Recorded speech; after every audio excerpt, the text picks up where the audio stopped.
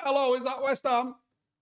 Here we go, Stephen Howson back with a tactical preview for Manchester United against West Ham away over at the Olympic Stadium this weekend. And there's some stuff that we've got to talk about with these guys. So they're a little bit tricky and a little bit of an interesting proposition for United, especially they rested a load of people on Thursday night ahead of this game, I'm pretty sure. But also, their formation is going to be quite an interesting thing. So let's get into it. So West Ham currently 8th in the Premier League. They're unbeaten in their opening 4 games. They've got 2 wins and 2 draws to their name. They're also unbeaten in their last 15 games, including pre-season and the back end of last season, a run which includes their last 7 Premier League games. So they're in a bit of decent form at the moment. And David Moyes, if nothing else, can make a team difficult to beat. Last season, they qualified for the Europa League, and their opening game against Dinamo Zagreb, they opened up their campaign with a pretty impressive, comfortable 2-0 win. Under Moyes, they've really favoured the 4-2-3-1 that we see a lot at United, and that's seen a bit of a tide turning lately in a 5-4-1 or even a 3-4-3 or a 3-4-2-1 at times. But the bottom line is he has occasionally gone to a 3 at the back, and that's interesting for David Moyes because I thought that's a little bit too sexy for him, but this is what he's rocking with at the moment, and he's all about resilience and discipline, and whether it's 3 at the back or 4 at the back, that doesn't really change. His teams don't play attractive, pretty football, but they can be functional and they can be effective. What he did with Everton in the early 2000s was literally the reason that he got the job at Manchester United, and since then he's lost his way, but this West Ham appointment, a team that's probably your mid-table that he can move into those real underdog pushing for top 6 sort of places. I think that's what he did with Everton, and that's what really suits him as a manager. I think when he's battled with relegation, that's not his game, and certainly when he's coaching Manchester United, I don't think that's his game either. Fundamentally, David Moyes is about being a counter-attacking manager. The team sets up for the players to defend deeply, and narrowly, and the discipline that they exude in those circumstances makes them difficult to beat, and they always fight and are brave. They love to set pressing traps. They love to sit in a mid block, not a full low block, but a block in the centre of the pitch, middle block, and that's where Souček and Rice have really become the players that they've become. They're tall, they're physically imposing, they work hard, and they've both got a little bit of quality about how they play as well. It's a sneaky little midfield pivot, and Souček's also dangerous at the other end. He likes to get forward, he likes to make third-man runs into the box, and he's got a bit of a tendency to arrive late, unmarked. He's very good in the air, which gives him a threat at set pieces, and this is how they've managed to go on and be relatively successful, I would say. Possession is usually recycled by the central midfielders towards the wing. They use Kufal or Cresswell, and they look to use their pace and good crossing abilities to launch the ball forward and centrally into the box for the striker, which of late has been Antonio, and him not playing will be a massive miss, and we are going to talk about that. The fullbacks provide the width because the wingers in this system like to operate narrow, and they play in field, often in and around the striker, offering support for those second balls or a little flick down. And generally all 4 attackers for West Ham are more than capable of getting a goal for you. Benrahma and Fornals are relatively interchangeable in their position, and we're going to cover that a little bit deeper later on as well. So, Michail Antonio will be out of the game having picked up a 1-match suspension, and honestly that's massive, but it also makes it difficult to fully predict what they're going to go with. They've got 2 options. One is a 3-4-1-2, which we might see. The other one is a 4-2-3-1, where they've just essentially slung in Yarmolenko, which I'm not sure is the right move, but slinging in Yarmolenko in place of Antonio could be that option. What's more likely, I think, is that they go with the following. So that would be Fabianski, a back 3 of Zuma, Dawson and Agbona, Kufal on the right wing back, Cresswell left wing back, Souček and Rice as that double pivot, Fornals in the 10, Benrahma on the left, sort of left forward kind of role, and Bowen as the right sort of sided forward in there as well. It also wouldn't be a surprise, I don't think, for seeing how they deployed Jesse Lingard last season. if Ben Rama or even Bowen sort of operated off the front and they almost play with a zero striker and have both of those just as two attacking midfielders, especially against United. I've got a sneaky suspicion they might do something like that. Fornal's playing in the hole. I think that's where he's going to be. Lanzini came on against Zagreb on the left-hand side. Wouldn't be a shock to see him involved either. So they've got a couple of options for us here. The star man is going to be Ben Rama. He's got 2 goals and 2 assists in 4 games, 4 goal involvements in 4 games. Alongside Antonio, has been integral to the start that they've made this season, arguably being their most creative. And without Antonio for this game, he is the big threat that United need to look out for. Over the last 365 days, Ben Rama's assist per 90 puts him the 97th percentile in European football for attacking midfielders and wingers, which means he's one of the top 3% in the world.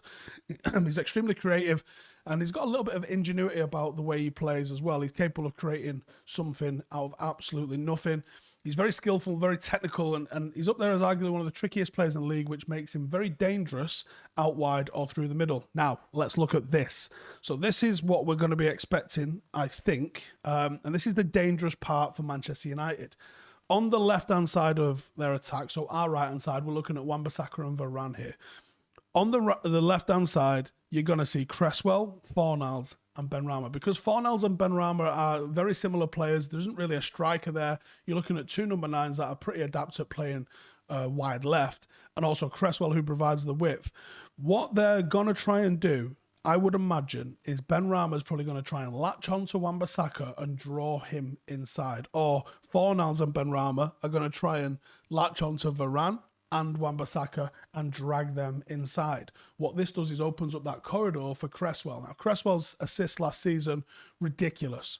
And his delivery is also ridiculous. Without the threat of Antonio in the box, you could see Souček arriving late on that right-hand side as a threat. But this is what I think they're going to open up. If I had to pick one point in the game that I think this is where they're going to be dangerous, this is it. You're going to look for Fornals and Ben Rama to do a little bit of circulation, drag the right-hand side of United's defence in, leave that channel open for Cresswell to knock it out of his feet and whip a cross in behind United's defence. That could be very effective for West Ham. So the important thing for United is whoever it is on the right, and I've gone with Sancho over Greenwood for the ability to track back. They have to track Cresswell. Cresswell is a threat, and his delivery is a threat. United have to track this guy. If we track him, you've killed one of their major threats. And I think that you've just got to put your right-sided player on there. Whoever's on the right wing needs to just be covering the fullback. On West Ham, a little bit more generally, they averaged around 52.5% possession, which is a bit of a turnaround from the 42.9% possession they averaged for the whole of last season. Might have something to do with who they've played. A bit of a bigger sample size suggests that they're very much a counter-attacking side. And the consensus under West Ham is that David Moyes' team are not generally considered a possession-based side. However, their pass completion so far this season is 81.8%, which is better than Arsenal's and Tottenham's. They've scored 10 goals in their opening 4 games. Only United and City have managed more so far, so they're definitely a goal threat. With Antonio not being available, I think that's lessened a little bit, but they're obviously still going to be a bit of a threat for us.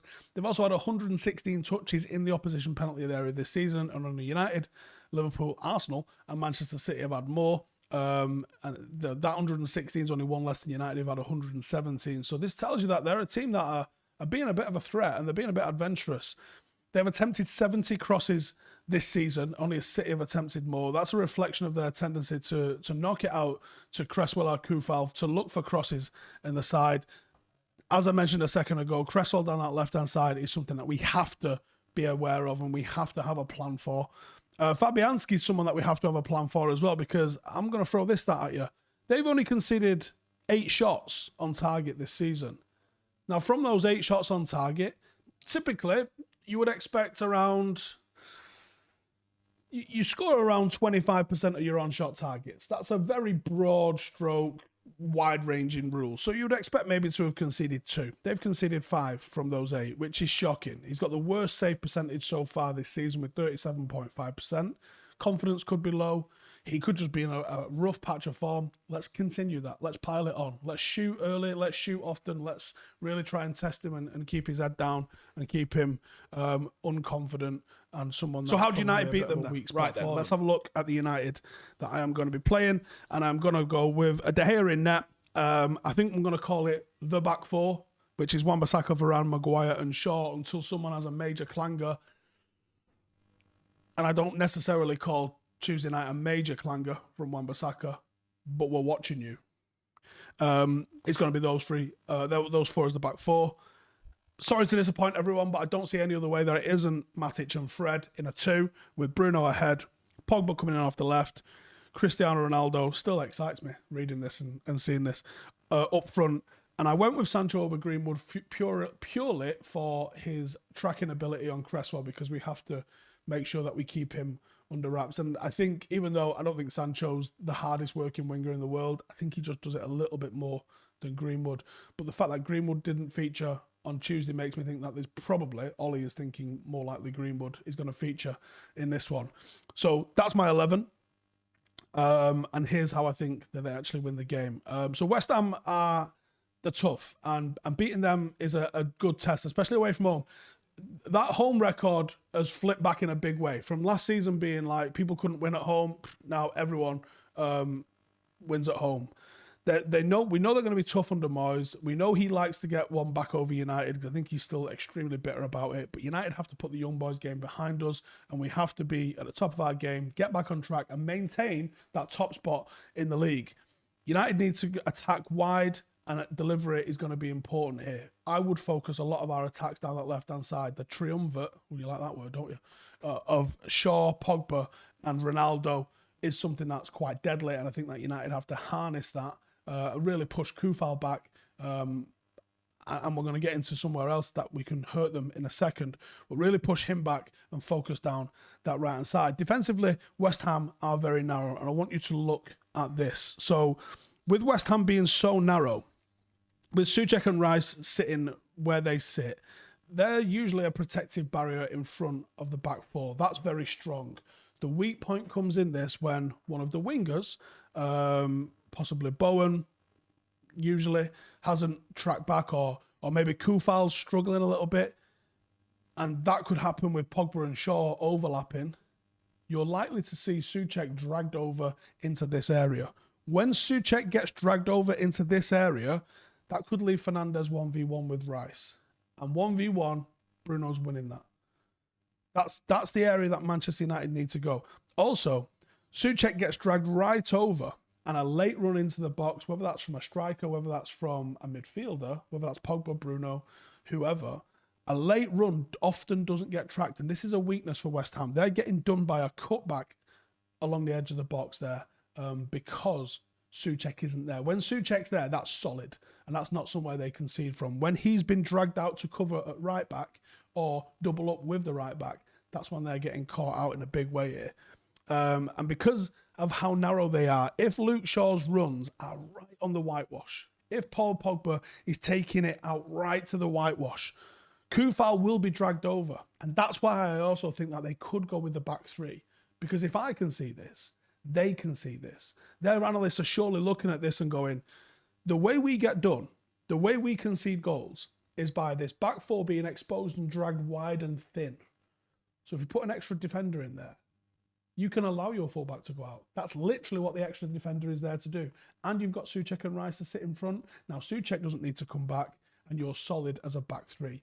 If they do that, United are going to have a lot of problems. And breaking down a back three with our forward line, especially one that usually the mid block, I think Sunday is going to be a low block, that's where United really have to get a little bit ingenious. And this is why you've got to get the ball in behind that defence nice and early. We have to be secure down our right-hand side, as we said, because this is where they're going to attack with Benrahma, Fornals and Cresswell. Wan-Bissaka's going to have to be mindful of that. Varane's going to have to be communicating with him to know exactly where he wants him to be. And you've also got to make sure that the winger is coming back and tracking on Cresswell. if we move the ball quickly, if we switch the ball side to side quickly, you can catch them out in that one. That's always the antidote to opening up a narrow defense, because a narrow defense wants to stay very close to the ball. And when you switch it diagonally, or you switch it vertically, horizontally across the pitch, they have to chase you, and it's in the expansion of the defense before it contracts again is where you can find reverse passes and you can find holes. Souček is prone to being overzealous and getting a bit giddy at times, like McTominay does sometimes, where he just steams in there. Souček's very similar in that sort of sense. He can over chase and he can overcommit, looking to support, looking to be a bit too keen almost at times, and that's where he gets a little bit found out. Fernandes can exploit that space. I think he's very good at exploiting that space, and he can do that. But he's got to be ready to be able to get in between those two, because those two versus Bruno, they're winning. But when it's 1v1, Bruno's got a chance. They don't leave much space in behind them, so you're talking about pinning them back, trying to play in front of the defence, and possibly having some long shots. Paul Pogba, I want to see you start digging some out. Ronaldo, we're going to have to see you start digging some out. And if you put crosses in, you put crosses in early. Bonner and Dawson are good in the air. Ronaldo's jumping ability means that he's probably going to be a bit of a threat in there as well. So if you're going to do it, give him a chance and do it early. Don't wait till the defence is set and looking at him, trying to figure out what he's going to do. They've been vulnerable with crosses from the byline. Let's get back in the mixer and do that. That's what we're talking about, getting in early. You'll struggle to get to the byline, but if you do get to the byline, cross it back quick. Don't fuck about. So that's what I think is going to go down. United and West Ham this weekend. Intriguing. I wish some people realised how difficult the Premier League is, and realised that some of the teams that you come up against are just fucking difficult to beat. Not always are they able. West Ham couldn't go to Real Madrid and beat them, but they could make it bloody tough for them. And that's what you come up against week in, week out. There's no one where you go, give us them, we're going to fucking wallop them. Leeds United are an example of this. Bielsa's got the mentality that most managers have in Spain or Germany, where I'm playing my philosophy, and what score is it, 5-0? I don't mind, I'm going to keep playing my philosophy. That doesn't happen in the Premier League outside of Bielsa, really. Although Hasenhüttl's got a bit of a habit of that as well. Sometimes when Southampton get a licking, they get a fucking licking, don't they? It doesn't happen very often in the Premier League. You've got managers like David Moyes who will just make it hard for you and be fucking buzzing if he has done. This is a very tactically intriguing game. There's lots of things to look out for. United need to get back into winning ways, because I think actually, more than any of the other games that we've had this season, even Wolves, this is a fucking tough game. And even if it's a shit performance and a 1-0 win, I am taking that all day long. Next one in a bit. Hey, thank you for watching the video. If you are new around these parts, then don't forget to subscribe. My channel is proudly supported by my community on Patreon. If you'd like to get a little bit of extra content, a Discord group, meetups, five-a-side games, weekly podcasts, behind the scenes, and even an occasional bit of transfer news as and when I get it, then for the price of a pint, you can show your appreciation for the content that we make and get some goodies for doing so as well. Check the link in the description